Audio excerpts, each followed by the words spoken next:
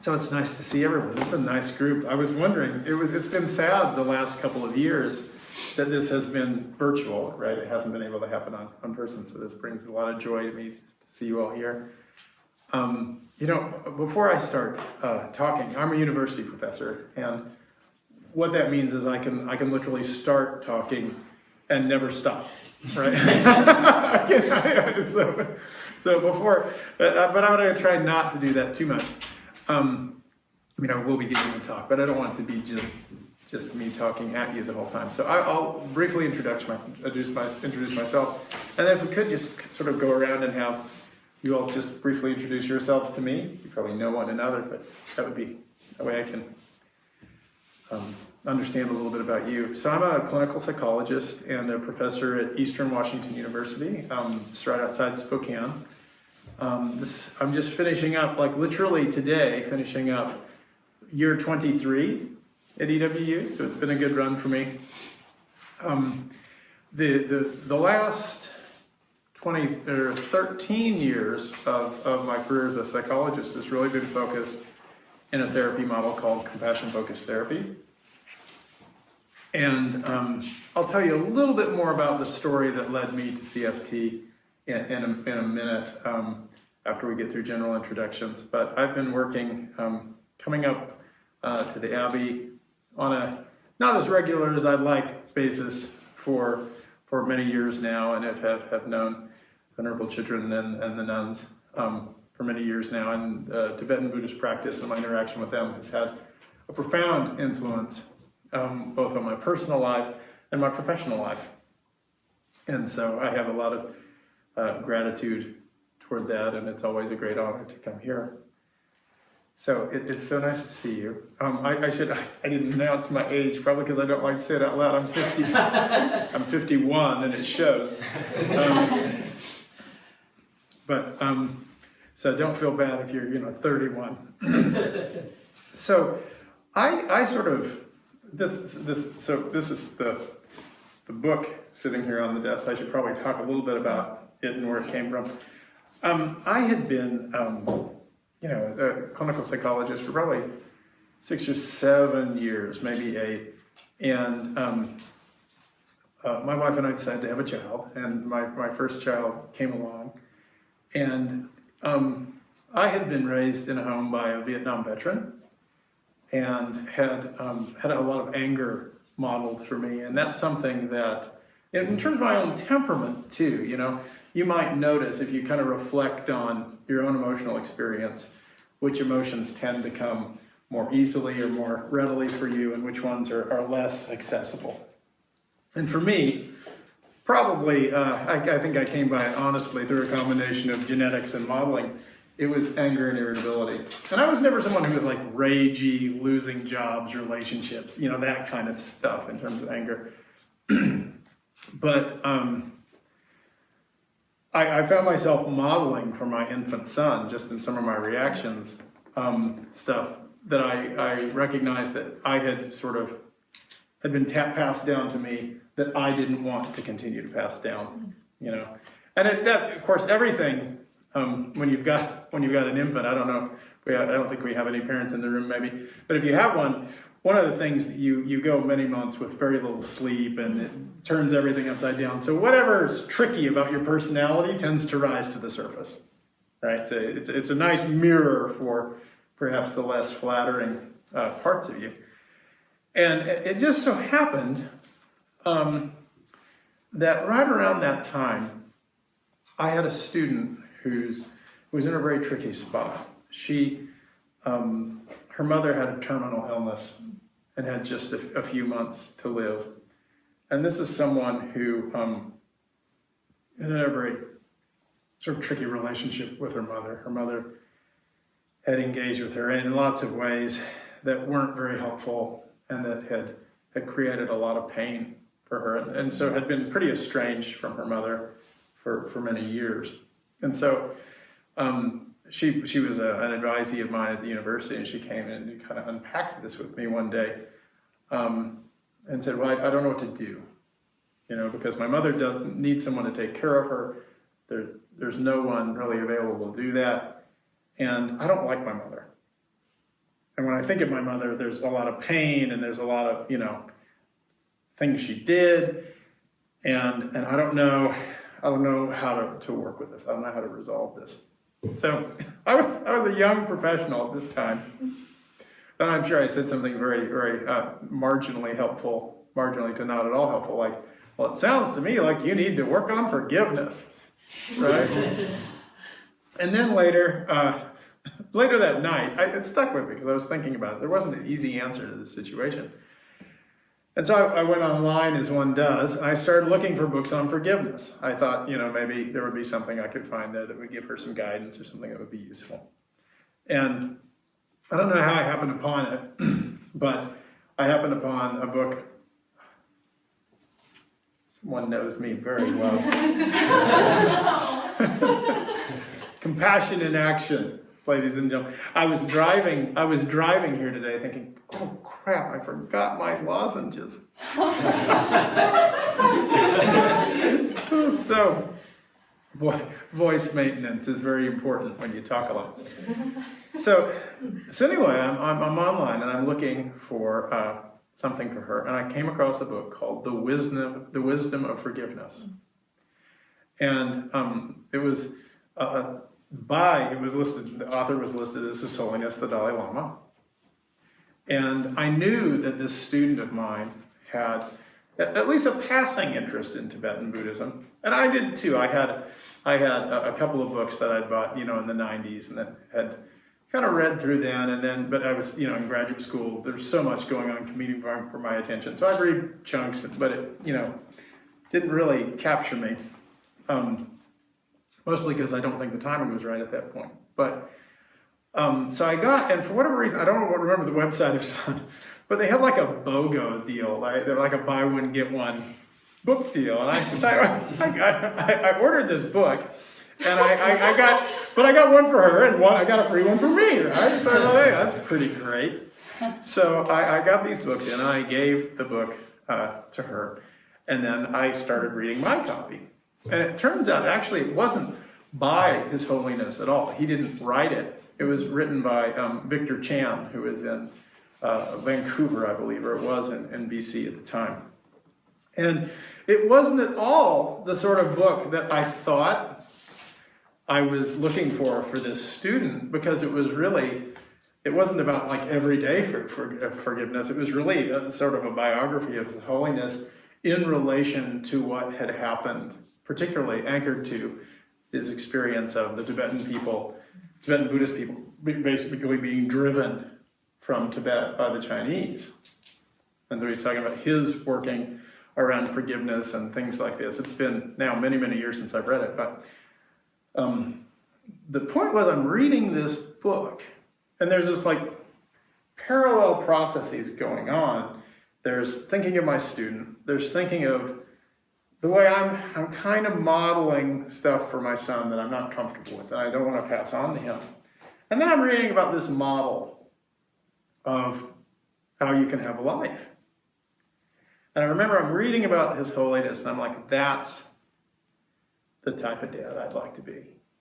Not like the leader of a world religion, but but like, the qualities that His Holiness was demonstrating and through his life, and in relation to these really, really kind of difficult challenges and experiences. And then I read, I went back to my bookshelf. Long story short, actually, I went to give the book to this student, and kind of followed her to the next quarter and a half, and she ended up actually taking a quarter off of university against the summer, and spending basically a quarter and then the entire summer taking care of her mother. Her mother passed, and I think she found some resolution. She was able to be there for her mother in a way that felt authentic to her, and actually to find some forgiveness and some peace around it. So that was from her side. That was really beautiful how it turned out. And she said that the book had kind of helped her find her way that worth. I don't doubt. But I didn't want to leave that unfinished up there as I return to talk about me. So So, I went back to my bookshelf, to those books I bought in the 90s, and one of them was Awakening the Buddha Within. And I started reading that on the bus to and from campus, and it really hit me like this is connecting with me. I think this is the thing. And so, although I'm somewhat of a scientist, I decided, we had in Spokane, in the Inland Northwest, it's sort of interesting because we're kind of in some ways kind of out in the middle, not in the middle of nowhere, but in kind of a rural area. But we have a surprising number of pretty amazing Tibetan Buddhist places to study. In Spokane, I think it's fallen off a little bit, but at that time there were 2 or 3 centers that were very active. And I found my way to a Nyingma center for several years and really threw myself into Tibetan Buddhism for about 3 years, really, really intensely. And so spent several hours a day meditating, reading, studying, practicing. And over the course of about 3 years, it really transformed my life in some pretty powerful ways, as you might imagine, right, when you're practicing these things. And at the end of the 3 years, I sort of stopped and I reflected back on the shifts that had occurred as I'd gone through that time. And I was aware of a couple of things. One was that my life had been transformed in precisely the way that I'd hoped it would, right? And when I reflected back on the journey that I'd taken, the practices and the things that had been most powerful me in terms of, in my own experience of making those shifts, were the compassion practices, right? The Shenrezig practice, and then just general compassion practices woven into the fabric of everyday life. And that was the thing I got from my Buddhist teachers, first at the Padma Ling in Spokane, and then as I would come up to the Abbey and things like this. Part of it was doing the practices and going to the teachings, but a big part of it too were these frequent suggestions and modeling by my Buddhist teachers that got me really sort of curious about how do I weave compassion into like just every day. So I found myself doing weird things like when I'm at the traffic, you're at a traffic light and there's someone you kind of see out of the corner of your eye driving another car. I didn't start to stare and look at them and make them uncomfortable, but I just bring them in and think, just like me, they just want to be happy and to not suffer. And just sort of send out just the hope that maybe that their day would be filled with more happiness than suffering. Or walking across campus, and when someone would pass me, bringing to mind the awareness that they have a life that runs just as steep as mine, just as filled with hope and sorrow and all of the things, and just sort of send a wish of kindness out for them. I just sort of noticed, checking in with my motivation, one of the things that the Buddhist teachers taught me that really stuck, and it's not a surprise that it stuck because it was something I heard literally at the beginning of everything, every teaching, every practice I would do in my center, is, my Lama would invite us to begin by checking with your motivation. What's your motivation for doing this? And that's a really powerful teaching in and of itself that's found its way into actually multiple psychotherapy models now. But I learned about it from Buddhism first. Like before you do something, to check in with your why. Why am I doing this? What can I do in terms of my motivation? And of course, in Buddhist practice, the why is almost always to free all sentient beings from suffering. Right? Why am I doing this? And I found, and I suspect you have too or will, that when your motivation is, I'm going to do this with the desire to free all beings from suffering, well, that powerfully shapes how you are in the world, doesn't it? Powerfully shapes how we engage with things. And so, at that point, this is about 2008, 2009, I faced sort of an ethical conundrum as a psychologist. And that was really, it really was because, I had learned all these therapy techniques and all this stuff that you do to help your clients in graduate school and my training. And I knew a lot of stuff. So I had all that learning over here. And then when I reflected on my own life, I found the stuff that had been most helpful for me in working with my own emotions was the compassion practices I learned not in psychology, but in Buddhism. And at that point, I thought, well, gosh, I've got to find a way to get some of this over here. Right? I want my clients, my patients to benefit in the way I have. But I want to say, I'm not a great scientist, but I'm enough of a scientist to be actually quite uncomfortable with just sort of reaching over into a spiritual tradition, plucking out certain practices, bringing them over here and plopping them down in a completely different context, right? And of course, we in the West do that all the time, and probably no one is more aware of that than the Tibetan Buddhist community, because you've been one of the primary recipients, or the providers of that theft. What's the phrase, the term, Dharma burger? Right? Dharma burger, like little bits of Buddhism that are kind of plucked out and then marketed in the mainstream, or spouted on social media, or things like this. And so I wasn't okay with that. I didn't want to just say, I'm going to take these practices and do this over here, and it didn't seem right. So at this point, I started thinking, well, I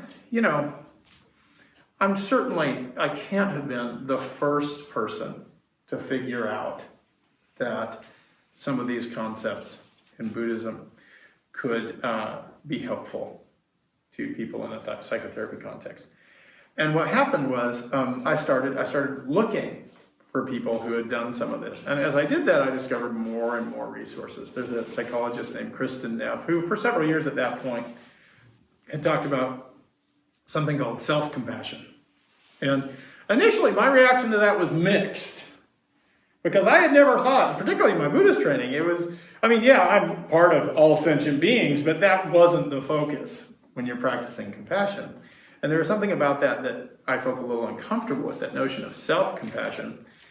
And actually, I'm much more comfortable with it now, but I will say, in the context of compassion-focused therapy, for me, self-compassion is one aspect of compassion for all, right? Simply recognizing that if we're going to cultivate compassion for all sentient beings, I'm a sentient being too, and so I'm worth having compassion for too. And the extent to which I manifest that compassion toward myself, I can actually free myself up in some ways to engage more effectively in compassion for others as well, right? It's not that one comes before or after the other so much as paying attention to what facilitates all of it, and not denying our compassion to us just because that feels a little different, right? And I want to talk to you a little bit about maybe ways we can engage with that in a way that makes sense. And for me, are more palatable in terms of my Tibetan Buddhist compassion training.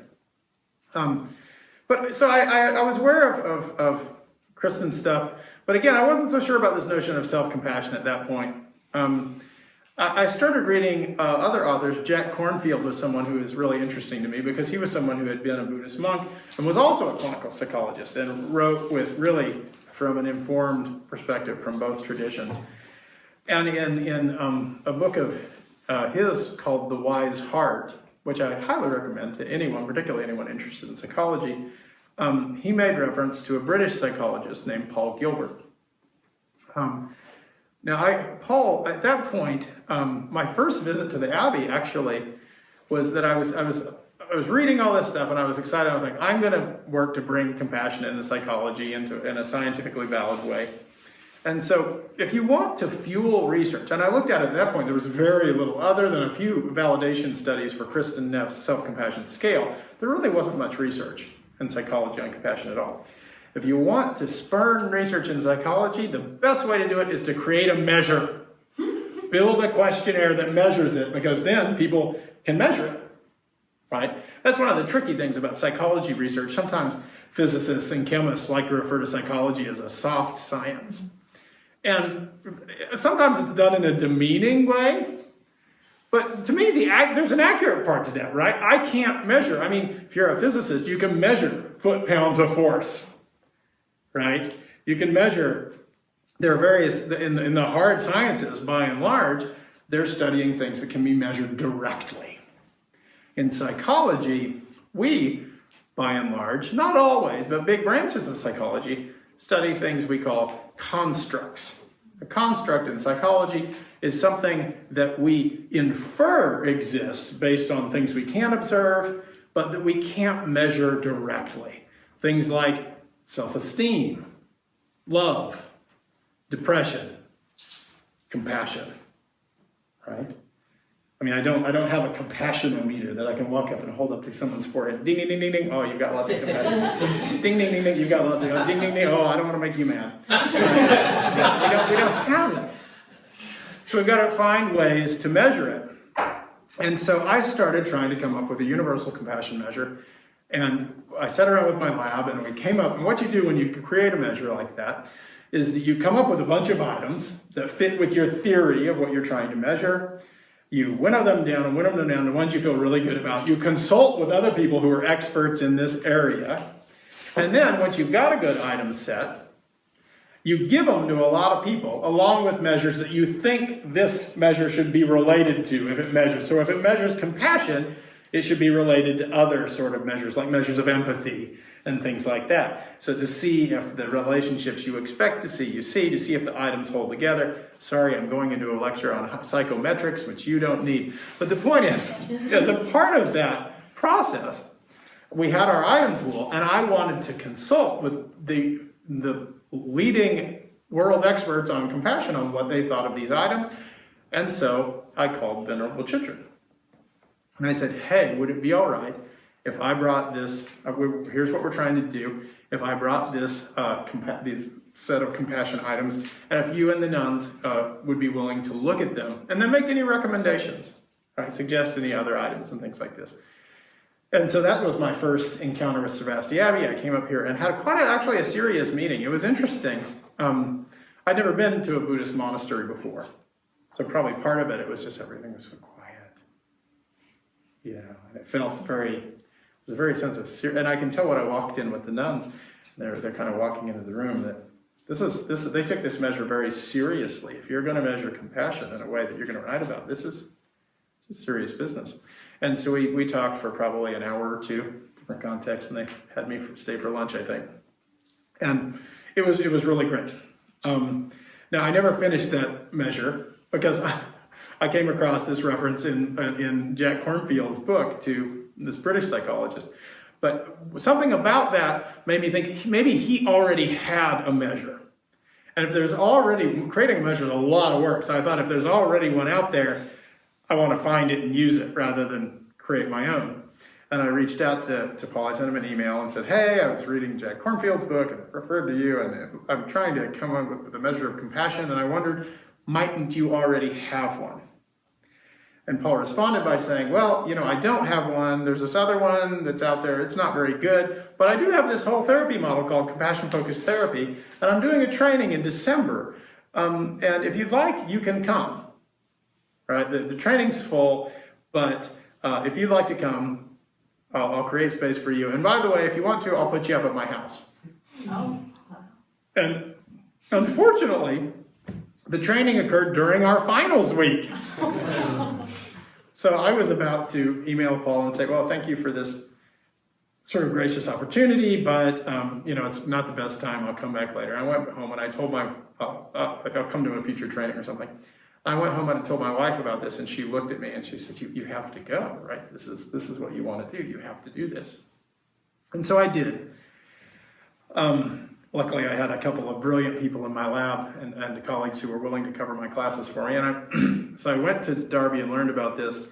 And what I found was someone who had taken and has been trained and learned about the Buddhist understanding of compassion, and then had looked at compassion and how it's helpful through the lens of science, and had created this sort of infrastructure around how and why compassion could be used for their therapy clients, and then built this whole model of therapy around it. And that immediately clicked for me. I don't know. I don't know. Most of the people in this room, I don't know if you're old enough yet, but as you put on the years, you may come to recognize the feeling. If you're here, maybe you've already gotten there. That feeling when something clicks and you're like, oh, this is going to be significant for me, right? This is going to be a big deal in my life. This click, and sometimes for me, it's hearing a band, or it's, an idea, or whatever it is, Sometimes it's watching an inconvenient truth and going, oh, I'm going to be thinking about this every day for the rest of my life. So at that point, my life really became around helping learn how to apply compassion and compassion-focused therapy in the service of helping our clients and helping therapists primarily and others use compassion-focused therapy to help address human suffering. So this book came a few years later. As I started diving into this, I had some really cool opportunities, and so I wrote a book on anger, and then I started thinking. I had a number of books by Thich Nhat Hanh. Thich Nhat Hanh wrote a number of books, and they're basically on mindfulness, but I really liked them because they were organized in these brief readings, right? Little 3 to 5 page, like you might read with breakfast every morning or something like this, and I had benefited quite a lot from those. And I noticed there wasn't something out there like that on compassion. And so I thought, well, there should be a book like that on compassion. And luckily my British publisher was like, oh, well, yeah, we might put that out. So I started coming up with a list of entries. If I was going to create this book of little entries on cultivating compassion, what would they be on? And as I started to look at my list as it was taking shape, it became clear that about half of the ideas I had were directly drawn from Tibetan Buddhist teachings that I had been taught by other people. Now, I have studied Buddhism intensely enough and have practiced enough that I can speak in at least a semi-literate way on many topics that are, that are the focus of Tibetan Buddhism. But I'm not a Buddhist teacher. I don't present myself that way, and I don't mean to present myself that way. And so I was a little uncomfortable writing a book where half of the pieces were really drawn from Tibetan Buddhists. So I thought if I only knew a Tibetan Buddhist who was also a good writer and might be interested, and it turned out that, she was 45 minutes north of Spokane. And so I approached Venerable Chudren, and I guess the rest is history. She was excited to join. It was a tricky pathway writing this book because she and I are very different writing styles. Right? Venerable Chudren is a wonderful example of a very crisp writer. So our writing is very crisp and very direct. And I write in a way that is not. And I think I gave her fits a few times, but for me, I write relationally. Right? When I'm writing, there's stuff in there that really crisp writers see a lot of fluff. From my side, it's forming a relationship with the reader. I'm thinking about how I want the reader to feel when they're in this. I think Venerable Chudren and lots of other writers do that too, maybe unknowingly. But for me, that's foremost in my mind. So I would put little personal details about myself, for example, in there. So at different points. So you'll get to read about, a couple of reasons I like Spokane in here. Right? Just things that to try and create a felt sense of connection. But I'm really happy with how it turned out. And basically what this book is just a collection of, I think it's 50-something entries on how to cultivate compassion in everyday life. If you decide, I want to bring this and weave it into my life on a day-to-day, sort of moment-to-moment basis, how do we go about doing that? And so we've got these different entries, each of which has a little suggested practice or meditation at the end. So that's a long-winded introduction to this book. But I'd like to, if you're here, you're probably already on this sort of journey already. I would like to invite you to consider making compassion a significant part of your life, right? And from the perspective of compassion-focused therapy, which I'll talk about, the argument for compassion isn't just that it's helpful, which it is, and I'll talk a little bit about why it's helpful, but if you really look at what it means to have a human life, if you really look at just the challenges that present themselves, the way our brains were designed by evolution, the way our lives are shaped by social forces, particularly ones early in life that we don't have control over, the cultural contexts in which we find ourselves that in many cases are deeply unfair. I'd argue that compassion is the only approach that makes sense. From the standpoint of a psychologist, I can tell you that if you look at people who struggle with different emotions, there tend to be sort of three ways, three ways they tend to relate. People who really struggle with emotions. Three sort of ways they can relate to their emotional experience that can be tricky and make things more difficult. And I think a lot of us do this, right? When fear or anxiety or anger or whatever come up. In compassion-focused therapy, we group emotions according to evolutionary function, right? So if you're talking about emotions like anger, fear, anxiety, disgust, we sort of would group those and call it, that's the threat system, right? There's the emotions that evolve to motivate us or to help us rapidly identify things that threaten us and then to respond to those things, right? Because for our ancestors, staying alive was the first evolutionary priority, right? So they could pass their genes along into the flow of life. And so if we look at threat emotions like that, through that lens of evolution, we can see that the way they operate can be very tricky. So if we think about, for example, fear, anxiety, anger, when those emotions come up in us, there's a very rapid narrowing of our thinking and attentional processes. So we focus right on the threat, right? Now, it's important to keep in mind, that's not our fault. That's the way evolution designed our brains. That's the way, exactly. When we get angry or we get afraid, and all we can think about is the thing that made us afraid, we're not choosing to focus in that way. That's the way those emotions organize our minds. And the problem is they organize our minds in a way that can be very tricky. So if we want to, we could delve very deeply into specific emotions. I've done that with anger. And what we see, for example, when anger comes up on us, there's this felt urgency to act, right? There's this narrowing of focus on the thing that's triggered the anger. And there's some other interesting things in terms we think that come up. We're much more likely to accept the word of an authoritative figure, particularly if what they're saying fits with our pre-existing biases.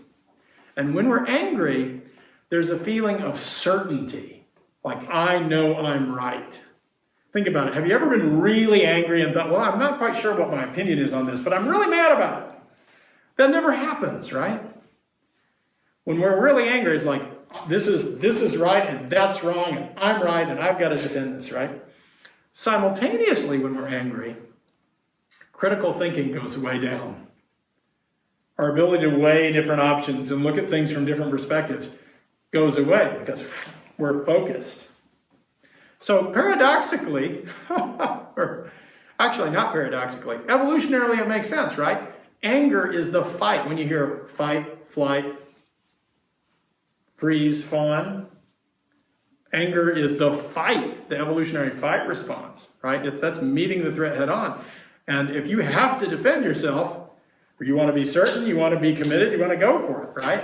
So that's how those emotions work. But what it means is when anger comes up in us, we're cognitively crippled.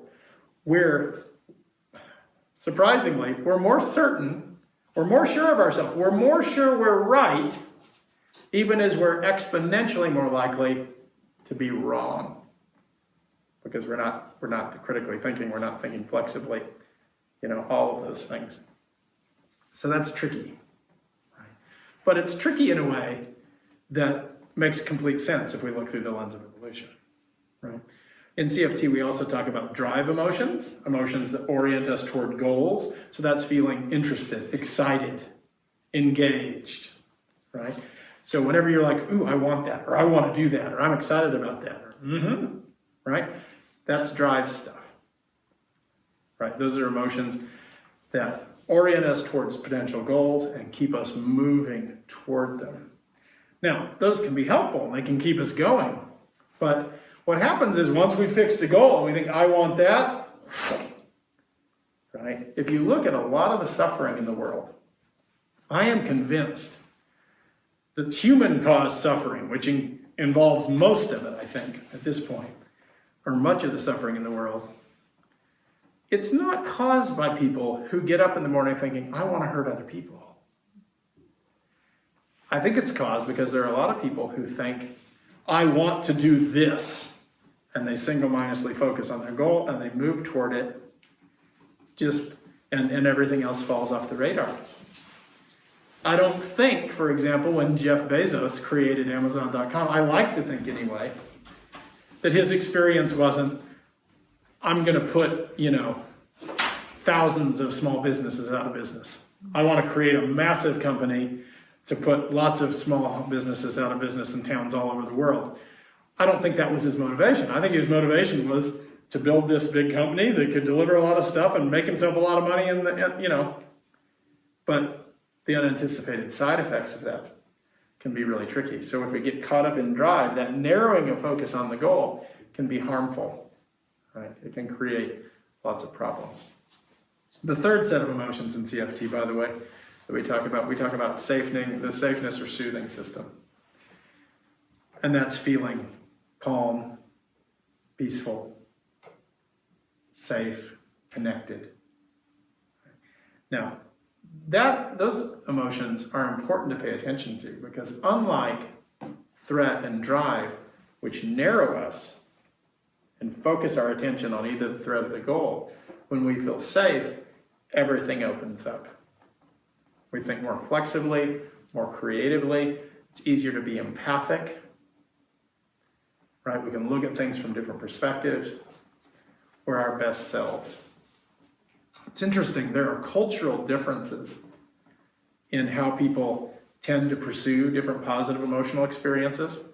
One of my favorite researchers, Jeannie Tsai, did research on an ideal affective state. An ideal affective state just means when you ask people, how would you like to feel? If you could feel any kind of way, how would you feel? And what, you might say, well, I want to feel good, right? But it turns out there are cultural differences in what feeling good or happy means. If you look at Americans, if you look at people in the States and say, what is good, what does happy, feeling good mean to you? We tend to be drawn to high arousal affective states, drive stuff, like excitement, right? If we look at Asian samples, and I think Dr. Tsai, I think she's Chinese and studied of Chinese descent, and so I think she studied a Chinese sample, I think. But if you look at Asian samples, actually, they'll say, well, I want to be happy, good, but when you ask them what happy or feeling good means, it's content, peaceful, safe, right? Now, this is noteworthy to me because one of these states is theoretically possible. It's theoretically possible for you to be in it in an ongoing, perpetuating way, where others are rapid on, rapid off, right? Threat drive states, that's designed by evolution to be really exciting. So think about, for example, the beginning of a new romantic relationship, right? It's very exciting. There's a lot of drive stuff, but then you've been in it for a while, and that cuts off, and it transforms into something else. And if you can't figure out that, okay, I want to be with this person when the heat's not so high, but the connection is deeper, right? People who can't do that, people who think love is about, all that hot stuff, they go from relationship to relationship to relationship to relationship because every time it cools down, it feels like something's wrong, right? By the way, this cultural difference in ideal affective state, how people like to feel, applied to children, not just adults. They did kids where they They did studies where they presented children with pictures of kids either in a pool, playing in a pool. And in one picture, the children were splashing each other, vigorously splashing. And in the other picture, they were all just kind of laying on a float in the sun, relaxing. Reliably, the kids in the States said, I want to be the splashy kid. And the Chinese children said, I want to be the floaty kid. Right? So these distinctions. So I think that's an interesting observation. So you might check in when you think about feeling happy or what, how I want to feel. How does that show up for you? Are you a splashy kid or a floaty kid? Right? and which is maybe the more sustainable way to engage, and how do we work with that? The reason I mentioned talk about these emotion regulation systems is that they're an example of how things can be really tricky for us, just in the way our brains are designed by evolution to react to different experiences. How many of you have heard the term mindfulness? Probably all of you, right? Mindfulness, there are lots of ways to describe mindfulness. For me, the word, the phrase that most captures it in the way that I find just pleasing is kind curiosity. This sort of willingness to notice what's happening right now within us and outside of us in sort of a non-judgmental, very kind of present-focused way. Tara Brach sometimes uses the phrase, this is what it's like right now. Right?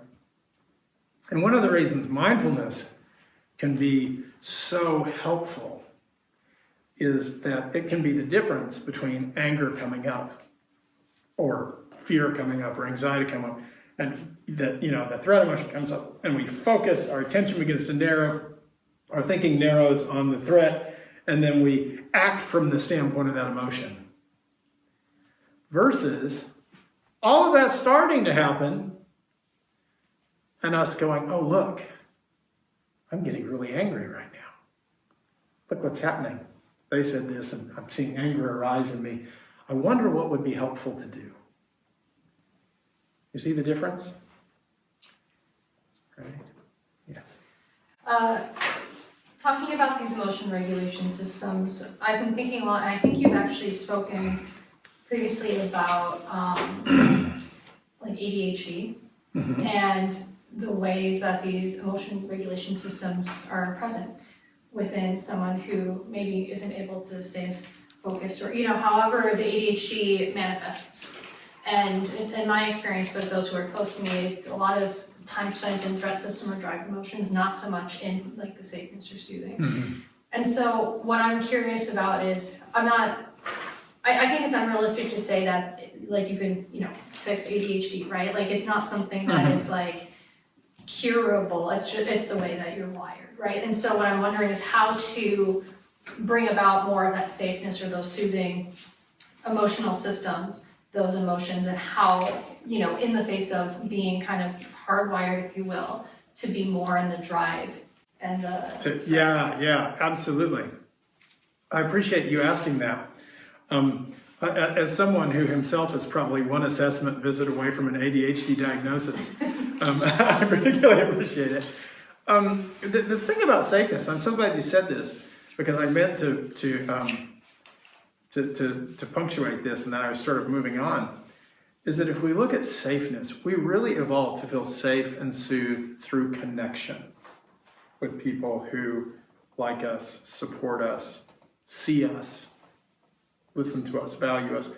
This is why one of the things that, if you spend much time, I'm so glad you're here for Young Adults Week, and those of you who are exploring monastic life, I think that's fantastic. Had I not encountered Buddhism until I was already sort of had a family and this whole other sort of life, that's a life path I might have considered.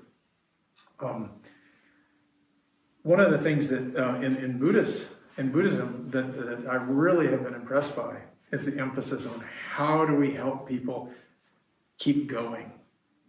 Because it's a lot of work work with the mind and to try and move toward enlightenment. How do we create a context where we can continue to do this work and maintain it over time and keep this continuous effort going? And so this concept of Sangha is so important, because Sangha, that community of practitioners to support one another, it takes advantage of what naturally helps us feel safe and soothed. Because really, it's about connection. It's about connection. That's how we feel safe. That's how we connect with that kind of soothing system. And so and this can be particularly tricky for people with ADHD. Since you asked about ADHD, there's actually a phrase that we use, or a new term that's come out in the last few years that's been applied because it's been observed so frequently in folks with ADHD, called rejection sensitivity dysphoria. Yeah, I've experienced a lot of that with my partner, and so I try to think through it's impossible to avoid rejection, because maybe for me it's not meant as a rejection, but the received intent, if you will, is, oh, I'm being rejected, and trying to figure out how to kind of circumnavigate that. Yeah.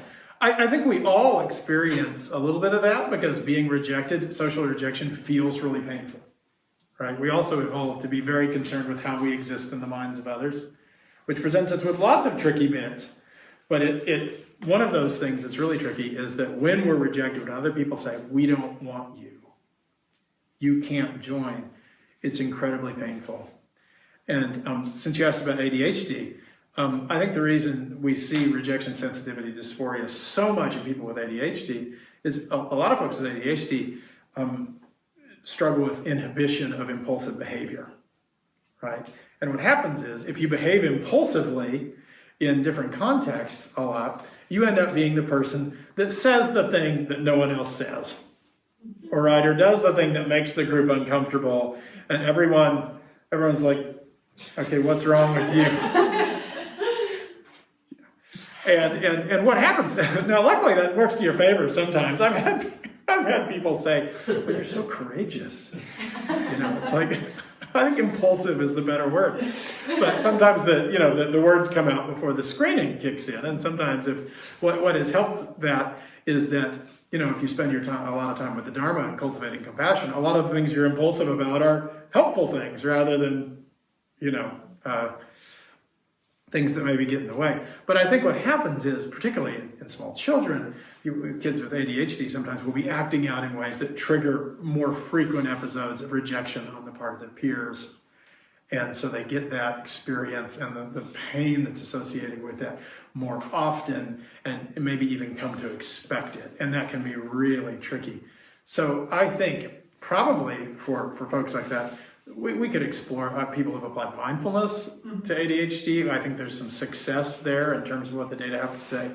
But from my side, I think the best thing we can do is to help people build a Sangha around them, help them have connections with people that see the beauty in them and they accept them for who they are, and the extent to which people are in those contexts and have those relationships. I think it helps them feel soothed.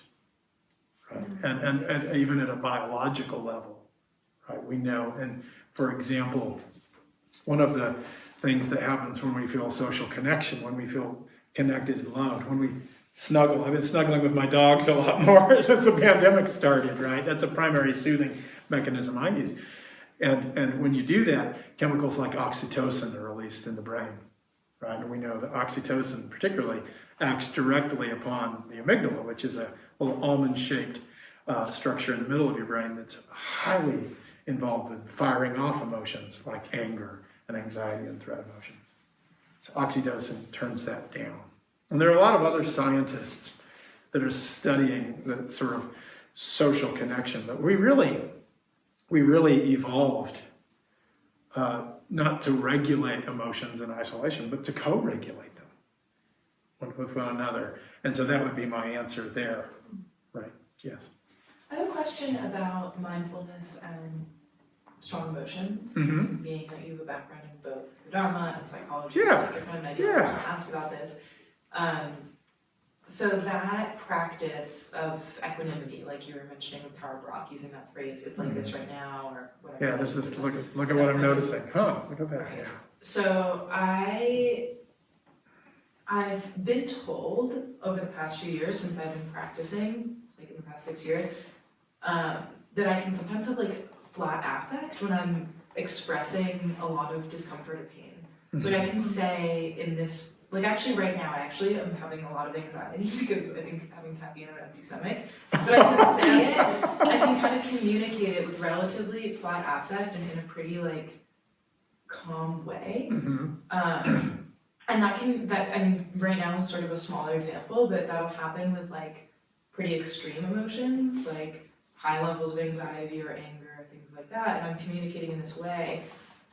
And I guess I'm wondering, I think there can be pitfalls with it. Like how much of that is really coming from equanimity and how much is some kind of like dissociation that's happening and how much is actually interfering with certain, like how much of it is maybe an unwillingness to be vulnerable and express in my facial expressions and body language what I'm feeling internally.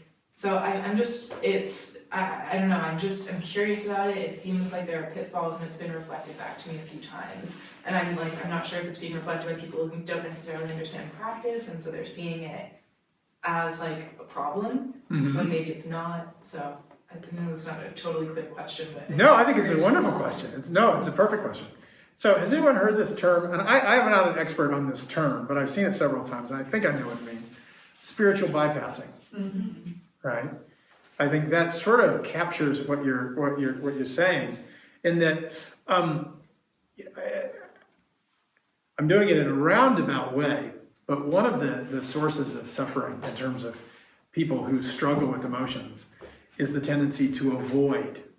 Right? The three things we tend to do that can be unhelpful are just to disappear into the emotion and act out of the anger or act out of whatever the focus is.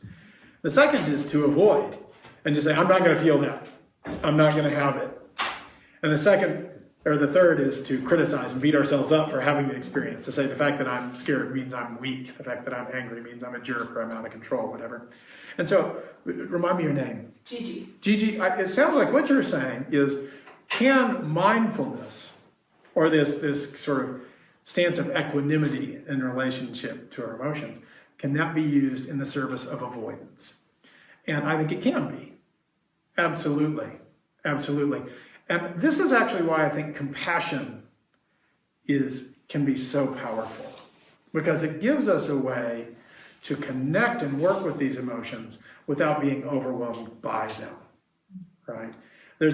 I think there can be these polarities, either where, okay, the anger comes up or the fear comes up, and I disappear into it and I'm just in it and I'm just doing the fear thing or the anger thing or whatever. And then there can be I don't want to feel that. I don't want to be in that, so it'll come up and I'll talk about it in a detached sort of way. In a way that maybe doesn't allow me to feel any of it. Doesn't allow me access to it, right? And I don't know if that's what you're doing or not, but I'm suggesting that it can be used in that way, right? And for me, I think this issue of distraction or avoidance is something I think about in psychology a lot of the time, because in psychology, a lot of the sort of the distress tolerance and interventions we use are rooted in working with the attention. So if you look at behavioral medicine, for example, if you're working with someone who experiences chronic pain, part of the training they're going to get is to focus their attention on things other than the pain, because what happens is if you just stare straight at the pain the whole time, it magnifies it and it blows it up. And if we focus our attention on other things, that the subjective experience of the pain in any moment goes way down. And with regard to psychological distress, we can work with it in the same way. So, for example, a lot of times I talk with people on the topic of anger, and one of the most frequent questions that comes up is, well, if you're in a full rage, they come to me, I'm the anger expert, right? And so they've got their anger question. Say, if you're in a full rage and you are going to lose it, what can you do? And they want me to give them like the technique. It's like, here's what you do, and if you do this, it all just goes away and you're fine, right? And my response to that when I ask that question is, well, not much, really. A lot of what we're going to talk about is how do you prevent it getting to that point. But when you're at that point, the best thing you can do is to create distance between you and anything you're going to screw up. I think there's a very famous story of the Dalai Lama smashing his watch when anger took him over. In that moment, the best thing he could have done is set the watch maybe over there.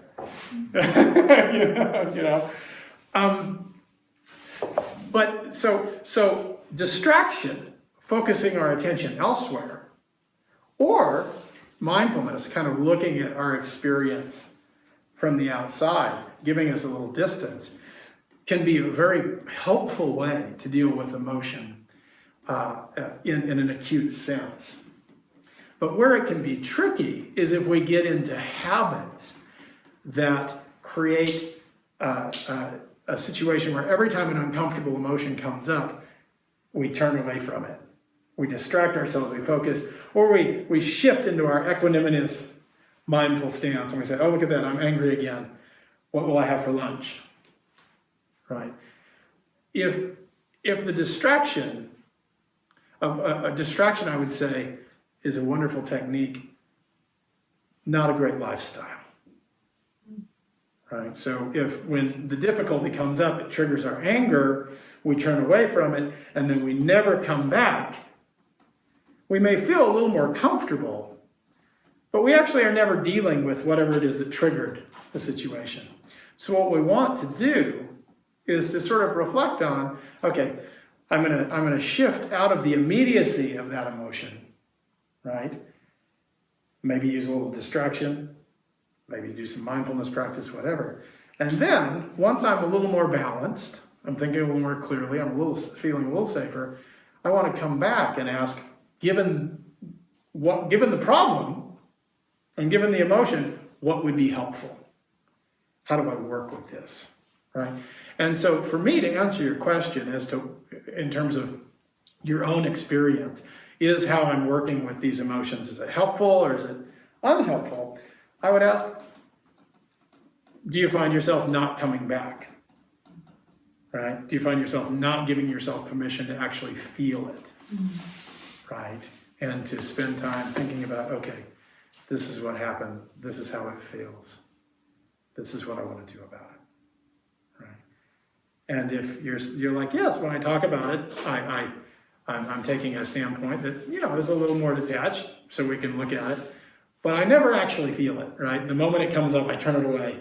We see this a lot in, if you look at traditional gender roles, which I wish I could talk about as a thing of the past. But I still hear a surprising number of boys and men tell me, I'm not allowed to be sad or anxious or cry, right? That means you're weak or unmanly. I still hear a lot of women tell me, I learned growing up that I could be vulnerable, but I couldn't be angry. In fact, if I was assertive, oftentimes they'd call me a... Trying to keep my language good because they're filming. But, and so to just sort of, so we don't want to build these habits of not allowing ourselves to feel certain emotions.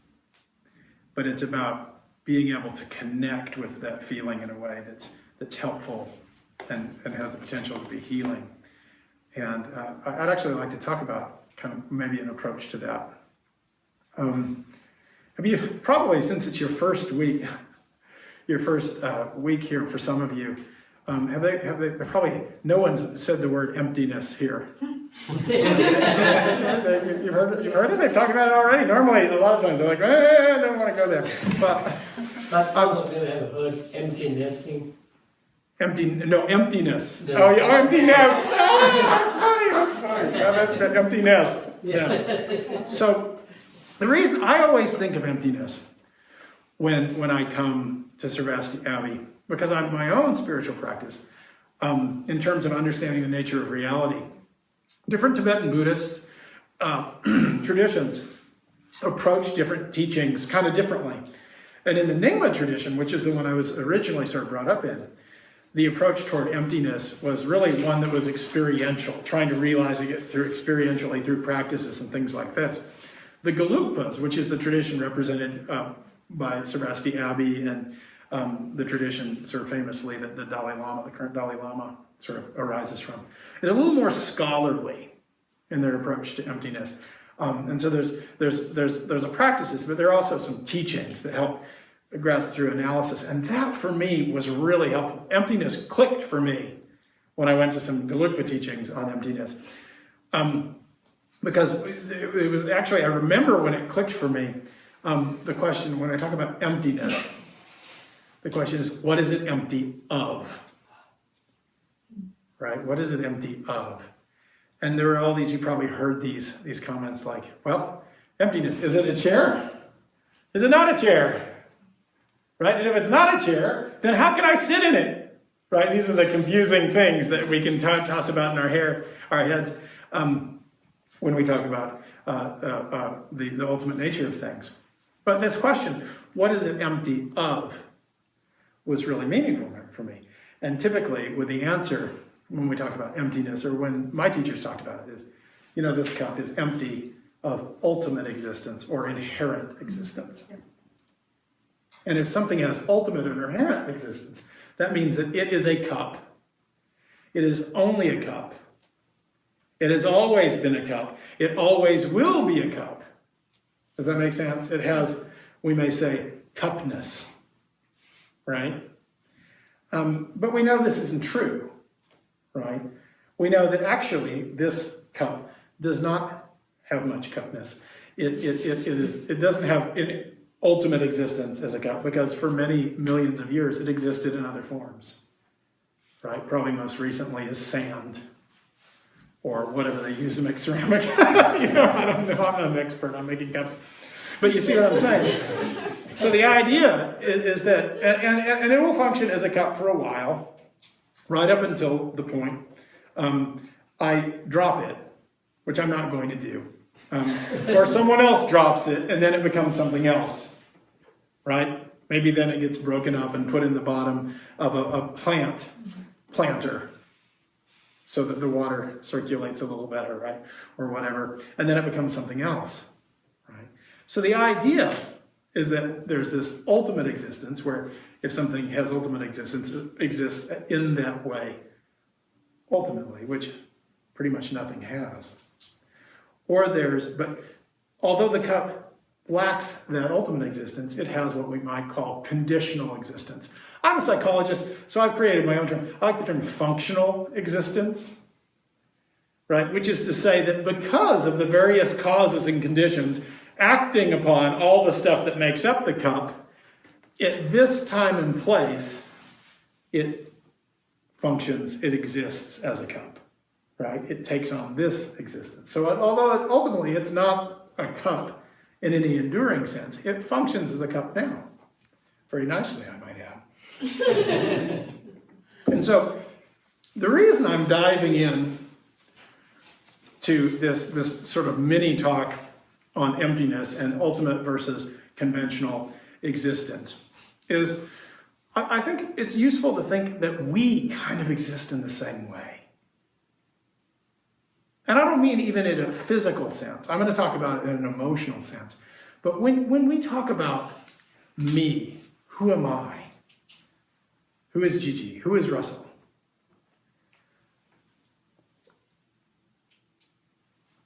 If you boil that down, we can think, well, there was lots of stuff, all the stuff that makes up me for most of history was not Russell. And actually every breath I take, some of me is being put back into the world, and some of the world is being brought in and integrated into me. So there's this fluid stuff going on all the time. And, at some point I'll die and the physical parts of me will be dispersed. And so when we talk about what am I, what is a sentient being, right? And I will defer to the folks more learned in Buddhism in this room, should I say something that is incorrect, which is always possible. But from the standpoint of my understanding of Buddhism and CFT is that the ultimate part of me, the inherent existing part of me, is the consciousness, the awareness that moves through time. Right? A part of me that's able to observe my experience. Right? To be aware of the things that happen. And the rest of it is just stuff that arises and changes and moves as a result of causes and conditions. And that leaves not everything being empty? What? That leaves consciousness out of the category of being empty of inherent existence? Well, now that's an interesting question. Because I don't even know if I'd use the word consciousness. I'm more comfortable with this awareness. Right? And then we have to ask, does that awareness exist? And I would say that you are probably much more qualified to speak on that than I am. The word was a bad choice, but in terms of the person, the continuity that you're referring to be kind of present over time, that is as empty of inherent existence as anything, except it is existing over time, but at any given time it is always different. Yes. So did everyone hear that? So that even that thread of awareness, doesn't have inherent existence because it's always different. Right? It's always changing. It just happens to exist across time in a way that other things don't. Thank you for that. Thank you for clarifying that for me. That's much appreciated. So the reason I want to actually talk about this, though, is that, although we always have access to that awareness, right? Potentially we can connect with that. We also experience the arising of different, what we would call in CFT, versions of the self. And I think it's very useful to think about this in the service of having compassion for ourselves and others. Because if we look, I mentioned earlier how anger, for example, organizes the mind. How we experience a sense of certainty, a sense of urgency. It shapes our attention and our thinking in particular ways. And if you think about it, we've all got sort of infinite, what we might call functional versions of us, or conventional versions of us, that correspond to what our existing motivation and emotional state is. So, for example, it's almost as if when I'm angry, there's an angry version of me that is sort of in this moment defined by how I'm paying attention and how I'm thinking and what I'm imagining and what I'm motivated to do and how I'm behaving and what I'm feeling in my body. Does that make sense? All that comes together and there's this angry version of me. And there are kind and caring versions of us. There are competitive versions of us. Right? They're organized toward moving towards a goal, right? And it's interesting how these different versions of us can show up at different times. Have you ever been trying, to do a meditation practice and you're really struggling, right? You're just not, your sense is I'm not feeling it, and you kind of look out the side and, well, they seem like they got it. She's pretty zen, right? I wonder what's wrong with me. Right? So the competitive version can show up every once in a while. How am I doing in relation to how other people are doing, right? The idea is, when we talk about versions of the self, or these conventional versions of us that can show up at any given moment, that we have all of them, right? It's like we've got one that could correspond for every motivation, or emotion you could have. So there's a sad you, and a jealous you, an excited you, and an interested you, and a horny you, and a da-da-da-da-da-da. Right? And here's the thing. We can't get rid of any of these. Because they're manifestations of these evolved motives and emotions. We all have anger. We all have fear. We have all these sort of things. But we do get to decide which versions of the self we can send to the gym. Which ones we want to strengthen. Which ones we want to inhabit. Which ones we want to develop. And this is very important because when we're trying to develop the compassionate self, right, focusing on developing these different skills of compassion, we're building the neural architecture and strengthening the neural architecture in our brains that will perpetuate compassionate ways of thinking and being, right? When I was doing that 3 years of intensive Buddhist training on compassion The reason it transformed my life in part is that it transformed my brain, the parts of my brain and the structures and the connections that are associated with compassionate ways of paying attention and thinking and feeling.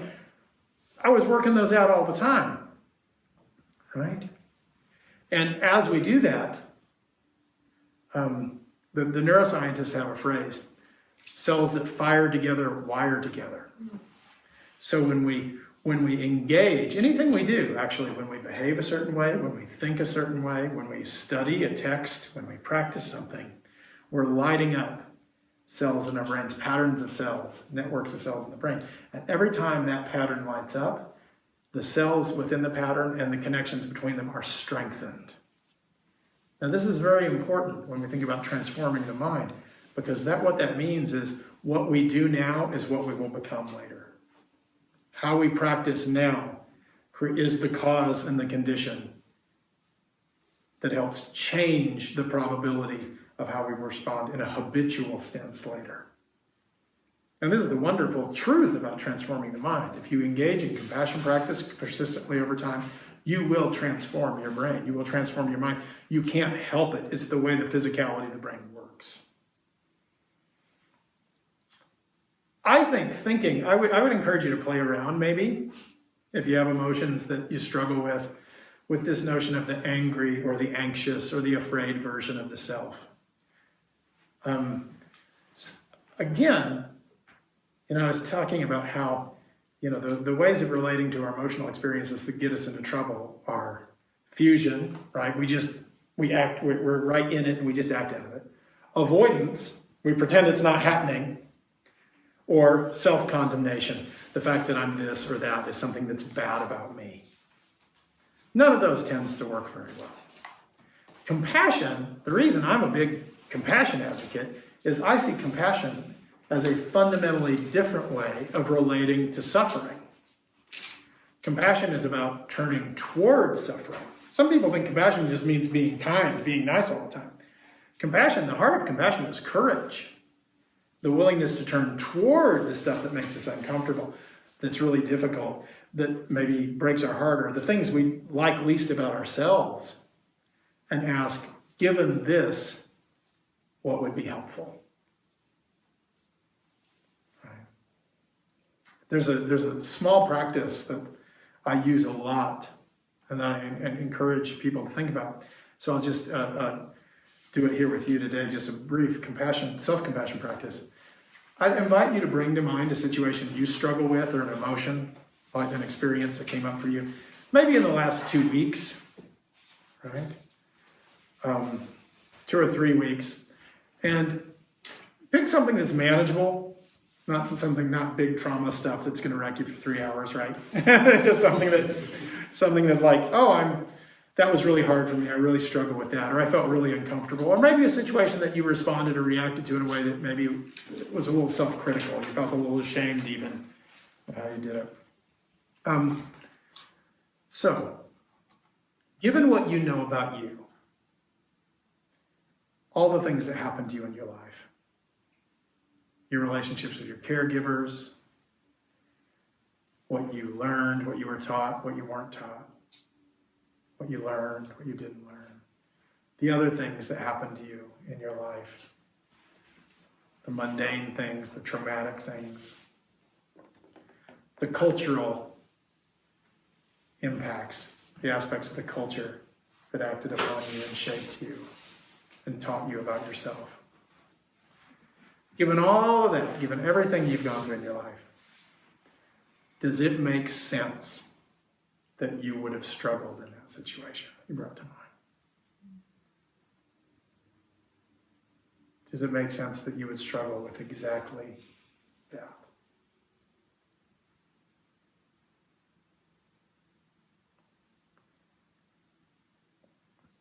I'm going to suggest to you the answer is yes. Did any of you notice that? Did you notice? Yeah, of course I would struggle with that. If your answer is, well, I can't see how it makes sense, the answer is still yes. Sometimes we can't put the dots together. Sometimes there are things we don't know. But our struggles, like everything else, occur within a system of causes and conditions in which they make sense. There are reasons that I struggle with things that, tell me your name again. Moonsill doesn't struggle with. And perhaps Moonsill struggles with things that Morgan doesn't struggle with. Maybe Morgan struggles with things that Aaron doesn't struggle with. And I don't know, Aaron, if you struggle. I don't know. Not at all. Not at all. Aaron. So this whole idea is that we can assume, if we're struggling with something, that it makes sense that we would struggle with that and not something else. And often we may even see, oh, I struggle with this because da-da-da-da-da. I struggle with this because of that thing that I've been carrying around with me for a long time, or those experiences I had. What I'm interested in, though, is to ask you, for those of you who were able to see yourself struggling, that thing you were uncomfortable with, and go, oh yeah, it makes sense that I would struggle with that. What was the emotional experience accompanying that recognition? Acceptance. Yeah, acceptance. Like it wasn't that painful. It was and then move on. Yeah. So the struggle is still there, but there was a softening, maybe, right? There was a little wisdom. What sometimes happens is that folks will say, well, that struggle, the anger or whatever, disappeared, but it's replaced with heartbreak. Right? Because a lot of times when you say, does it make sense I would struggle with this? Of course I would struggle with this because of that. I would struggle. I had this experience of whatever, feeling rejected at work. Does it make sense? Yeah, because I remember that painful time when I was 8 years old, and I went to join the other kids, and they said, no, we don't want you. And so sometimes you can go, oh, it makes sense, and the answer to that question is it makes sense because of some historical hurt or some tricky part of my development. And there's some grieving for the part of you that didn't figure out, right? That didn't learn what would have been helpful. But I think the reason that first question is so important is that if we can soften this shame, if we can shift the fact that I struggle with this is something that's bad about me to, or it's bad that I struggle with this, to, oh yeah, of course I would struggle with this, right? And this is part of what it means to be human for me. Given my story, I'm going to struggle with things like this. Then we can ask a second question, which is, given that, what would be helpful? And I think all of compassion is kind of held within these two questions. Does the suffering make sense? Given that, what would be helpful? Gee, I think your hand went just slightly up. The two hands, it was very quick. So. It's interesting. I actually had a different experience with that exercise, and maybe I just was choosing Go for it. Not the best example, but in my case, I feel like it actually just created some righteousness. Like, no, I deserve to be upset about that. That was bad. Yeah. And so then where do I go from there?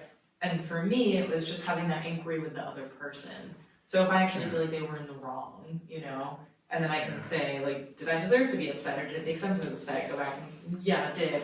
There's this righteousness, but then if I ask that with them, okay, was there a reason that this person reacted in that way? Then I can access compassion for them in that way. So something different. Yeah. So I like how you flipped it, because it sounds like you flipped it. So you said, well, I was struggling, and of course I was struggling because they were wrong and they were doing something that like this.